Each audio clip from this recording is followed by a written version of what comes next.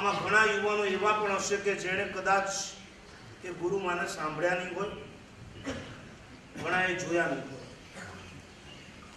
પણ આચાર્ય દેવ હેમરત્ન સુરીશ્વરજીને તો બધાએ સાંભળ્યા છે. મને કલ્પેશભાઈએ કાલે જેમ કીધું ને હમણાં લલિતભાઈએ કીધું કે તમે 3 ડાયમેન્શનમાં બેઠેલા છો. પણ આજથી 25 વર્ષ પહેલાના હેમરત્ન સુરીશ્વરજીને જેણે સાંભળ્યા હશે ને ખબર હશે મિની ચંદ્રશેખર કહેવાય.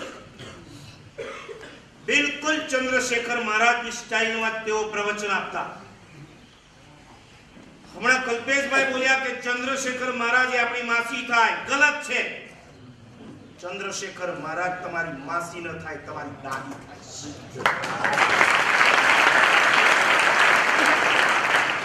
મારું જજમેન્ટ નથી, ખુદ હેમરત્ન સુરી મહારાજનો છે. ભગવાન નગરના ટેકરામાં મારી મીટિંગ હતી, એની અંદર ઘણી બધી ચર્ચાઓ ચાલતી હતી. એમાં ચંદ્રશેખર સુરીશ્વરજી મહારાજે એક વાત મૂકી હેમરત્ન સુરીશ્વરજી તરફ, અને હેમરત્ન સુરીશ્વરજી મહારાજે કીધું કે આપે મને ઠપકો આપવાનો, કારણ કે આપ મારા ગુરુના સ્થાને છો. તો તમારા ગુરુ હેમરત્ન સુરી હોય તો એમના ગુરુ તમારા શું થાય? માસી થાય કે દાદી થાય?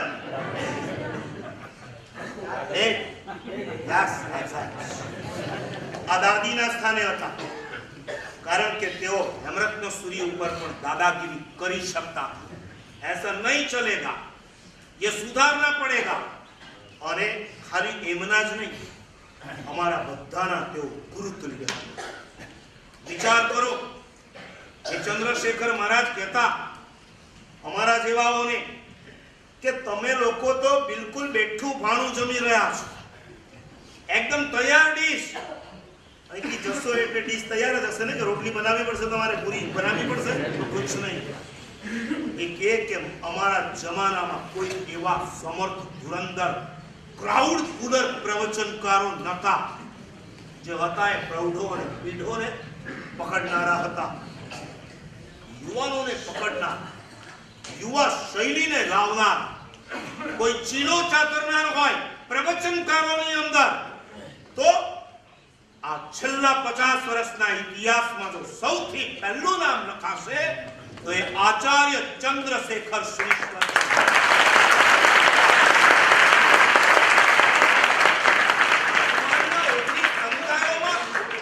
જેટલા પણ યંગ એજના પ્રવચનકારો હશે, જેઓ ક્રાઉડ પુલર પ્રવચનકારો હશે, એમણે ક્યાંક ને ક્યાંક ચંદ્રશેખર મહારાજને વાંચ્યા હશે, યા સાંભળ્યા હશે. એના વગર તાકાત નથી કે તેઓ પોતાના બલબત્તા ઉપર યુવાનોને ખેંચી શકે, કારણ કે તેઓ ક્રાઉડ પુલર.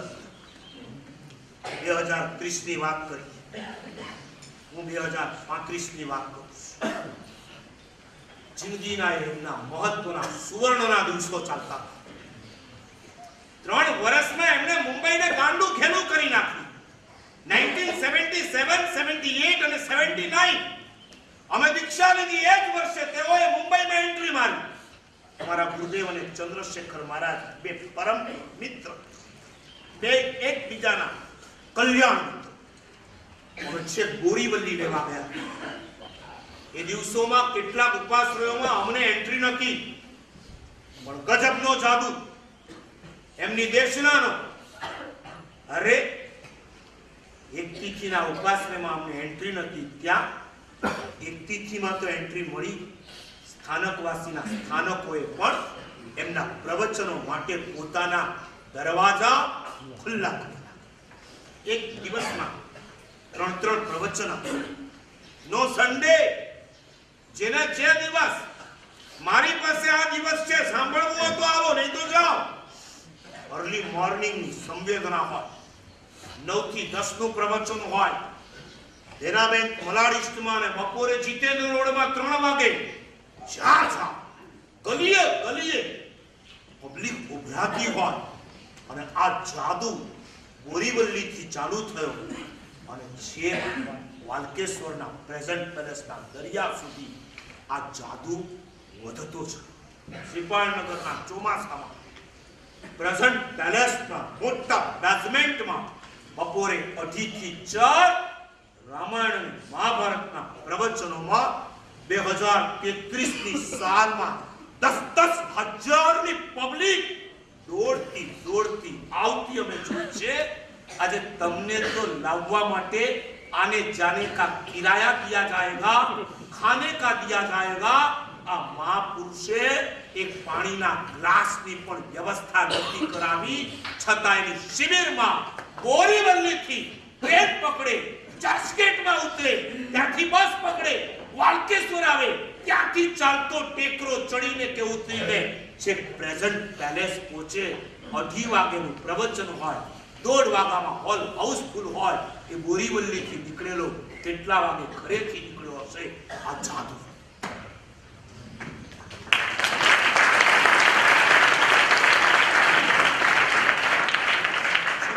છેલ્લા 17 વર્ષ જેને આ ભૂમિ માટે ખર્ચી, ક્યારેક અમને એમ થતું, ખુદ ગચ્છાધિપતિ બોલ્યા, તપોવન કર્યું એ તો બહુ સરસ, પણ જો તપોવન એમણે ન કર્યું હોત ને ગમે ગામ વિચરીને ચાતુર્માસ કર્યા હોત તો આજે જેટલા યુવાનો છે એમાં 50,000 યુવાનો ઓર એડ થઈ ગયા।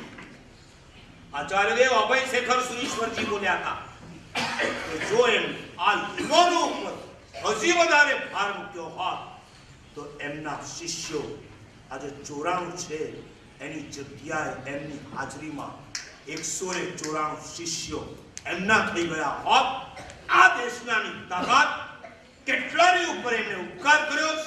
આ ઉપકારના ઋણમાંથી મુક્ત થવાનો આજે અવસર આવ્યો છે।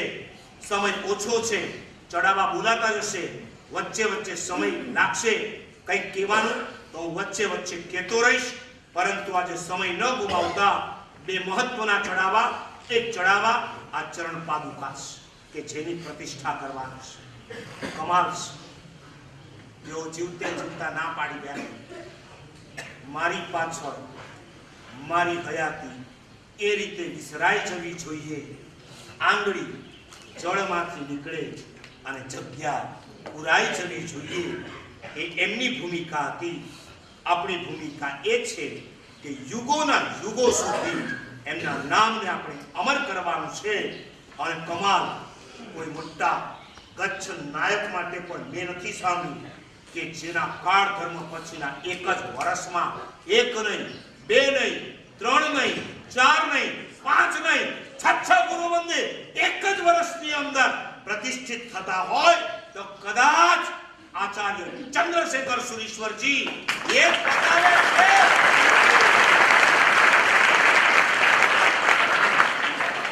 બતાવે છે કે તેઓ આ કાળના યુગ પ્રધાન હતા।